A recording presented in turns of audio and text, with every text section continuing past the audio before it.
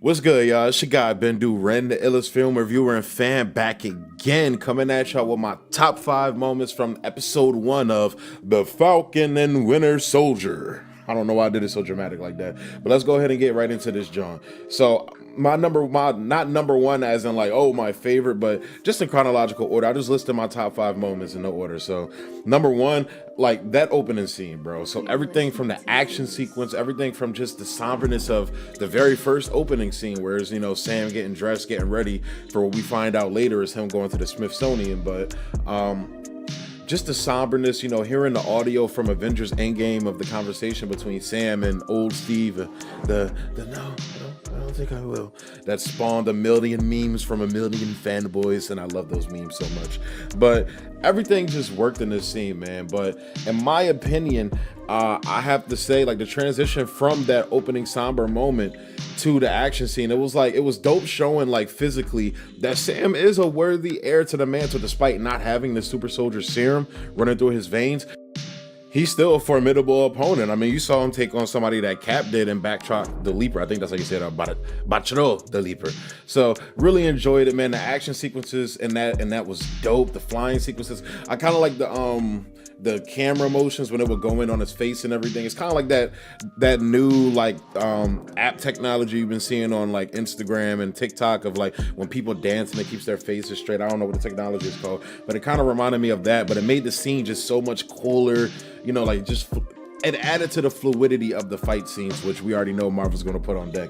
So definitely, the somberness of the opening scene of, him reflecting upon the conversation he had with Steve, because we know what he's about to do and he's feeling regret already.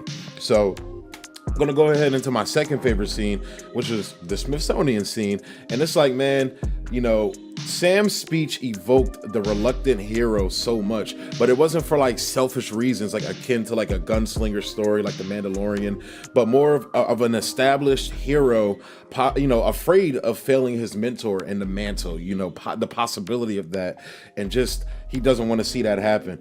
And the speech was just perfect, everything about it. But Rhodey's speech, however, highlights the difference between Steve and Sam, and really how the only difference between them is the super soldier serum, because both are good men, as Erskine, I think that's how you say his name, spoke of in the first Avenger. But Sam is afraid of not living to the expectations of the hero Rhodey says the world needs, because this is a divided world. Like we see the plot of the Flag Smashers and everything, who didn't make my list of my top 5 moments because they really weren't in the show that much.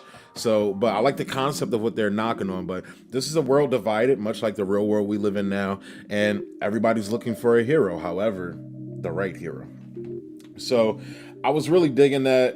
And just the talk with Rhodey also alludes to him stepping into the role of Tony, possibly juxtapose, him being forthcoming, stepping into that role. You feel me? No hesitance, no reluctance, no nothing.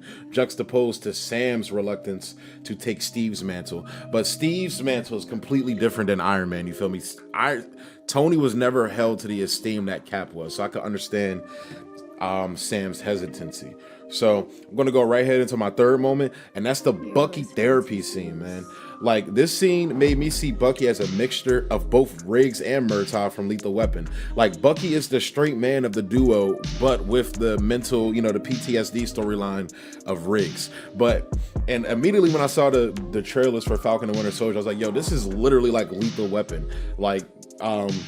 But Anthony Mackie's playing more of the Riggs character. That's what I originally said. And Sebastian Stan was going to be playing more of the Murtaugh. But it's like Bucky's like a mixture of both Riggs and Murtaugh, and like Falcon is like Will Smith from Bad Boys, or Martin Lawrence from Bad Boys, or something like that. And I love Anthony Mackie, man. Anthony Mackie's a solid actor. I feel like people sleep on his acting chops because he's been doing like a lot of these blockbuster films and like these lower budget Netflix films, but he's a solid film. I've been a fan of Anthony Mackie since Crossover, if anybody's watching that. So but the Senator takedown, it played a lot like a Guy Ritchie film, though, kind of like a Guy Ritchie meets David Fincher a little bit, like David Fincher doing comedy, kind of. But I love how they use like the therapist even more. So they play him taking down this Hydra senator and everything while he's in therapy. But I love how they use that therapist to highlight that although Bucky has gotten everything Steve fought for him to have in Civil War, which is his freedom and his mind, that freedom created a whole new prison of guilt that's eating at him every day. On top of the man out of time aspect as well. It's like a darker version of the Rip Van Winkle story plot point they gave to Steve. But it's like a darker version of that for Bucky. Like Steve came back a hero. Bucky has redeemed himself, but to others, they may still see him as that monster. And I feel like the Winter Soldier still sees himself as that too. Bucky is still kind of the Winter Soldier. He still sees himself as that monster. So, the Nori, I think that's how you say it, is Nori or something, like the older Asian gentleman he's with. That storyline is going to be heartbreaking at the end, but it's going to teach Bucky exactly what I was just talking about, that he and only he has the power to forgive himself and move forward in life. Hopefully we get like older Steve to come in and get these guys talking to, give him a little knock on the head. So I'm going to go right into my number 4 moment. Definitely the Sam New Orleans stuff, man. I loved seeing him with his family. His sister, I love the dynamic between him and his sister. It reminds me like, a lot of my dynamic with, my female cousins and everything. Like it was so cool to see. This show is like, even though it's like this, uber unrealistic superhero show, when it comes to their personal lives and the personal touches they're putting on here, they're very heavily relatable. Like I feel like a soldier could relate to Bucky's storyline, and especially like me as a black guy, seeing what Anthony Mackie's going through, struggling with the small business and everything. And that's what I'm going to get to that as well. But it's just dope to see that real, like actually they're investing in the characters. And that's something I feel like CW, for example, which I would say is kind of the counterpart, and because Netflix does this above and beyond with the Marvel Netflix characters, but CW, when they would do this with their characters like the Flash, Arrow, Supergirl, blah blah blah, it works. And you're seeing that with Superman and Lois, which I'm going to be doing a review for soon, so look out for it. It's probably going to drop the same day as this one, so look out for it.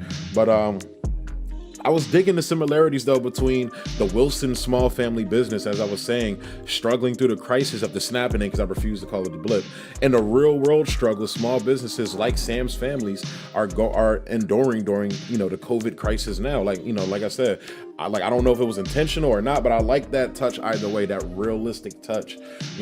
A lot of the words his sister was saying to Sam is what a lot of small business owners, family-owned businesses are saying to each other like right now. So that realism in there was dope. I love that touch. Like I said, I don't know, because I know they did a couple, reshoots after COVID broke out, and they were finally allowed to come back and start shooting again. So maybe the directors and the writers saw something. I don't know.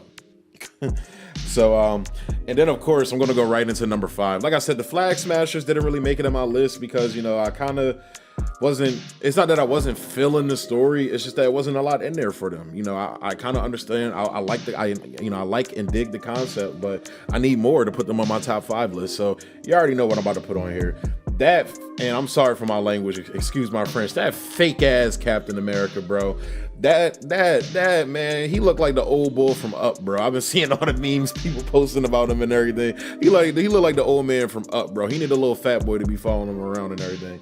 But Wyatt Russell, man, I really dig him as an actor. He's not like the most. He's not the best. He's not like a thespian. He's not going to give you an Oscar-winning performance, but he's going to give you something solid. Like I enjoyed him in Overlord a lot. But yeah. But seeing like everything when they announced, because all right, let me know if I'm wrong. I feel like Sam knew they were going to do that. Either they told him that was what they were going to do, or deep down he knew they were going to do that, and he was kind of like, he knew what was going to happen. That's what I think. He knew. A couple people told me, there's no way he would give them the shield if he knew they were going to do that. But it's like, you don't understand, like that responsibility is eating at him. He doesn't want it. So, and honestly, Sam is trying to hold on more so to the legacy of his family than Cap. And in a way, he's kind of trying to escape upholding Cap's legacy by clinging to his family's legacy. However, what he needs to realize is that he can blend these legacies together. But getting back to to this dark version of Cap, this dark Avengers Cap, maybe. I dug the music, kind of like they gave the darker, more sinister twist on Cap's theme and everything. Like just everything about it. You just see the look on Sam. That's why the look on his face is like he knew, in my opinion. And it was kind of like, all right, it hurt more seeing it. You feel me? That was the look, like something like, I don't know. Maybe he doesn't. Maybe I'm tripping. But man, I was really enjoying. I wanted more. This is like Wanda. It was like WandaVision. Like, give me more, give me more, give me more. So yeah. So those are my top 5 moments from the show, man. I'm really looking forward to episode 2. I guess in closing, I just kind of thought about this on the fly. What I want from this show next. So what I expect, what Bendu expects. I expect more from the Flag Smasher storyline. I think that little light skinned girl that they showed in the comic books, the mixed girl with the freckles. I think she was from Solo, if I'm not mistaken. I don't know the actress's name. I have to look her name up. But I hope they go more into the Flag Smasher storyline. I think she's going to be the through line between there. Definitely looking forward to I hope we see some Sharon Carter. Looking forward to that, hopefully. And honestly, look, I just want more expound more upon the Flag Smashers, and they'll make my top 5. So that's what I expect. More from the Flag Smashers. Hopefully as Sharon Carter pops up next episode. I don't think Zemo's going to come up till like episode 3. He might come next episode. Who knows? Sharon Carter might be coming later, but I want Sharon Carter now, man. I loved her character in both Winter Soldier and Civil War. So give me more. And oh my gosh, she's so bad. But I like her character over her looks, but she's still bad. So yeah, I'm gonna go ahead and close the video out there, guys. Thank you for tuning in. As always, hit that thumbs up button, like, subscribe, and share, and stay tuned for my reaction from episode 2. I'm gonna be posting that. That's gonna post on Tuesday. I'll post to now. I'm just getting back into the swing of things. As you guys know, I haven't posted in a while. So my posting days, the days I'm gonna be posting content are going to be Tuesdays and Thursdays. Yes, Tuesdays and Thursdays. So Tuesdays and Thursdays is when we're going to be posting. SM Young might be posting some more content also around that, so stay tuned for that. We'll make an announcement about that. But yeah, guys, thanks for tuning in. Peace.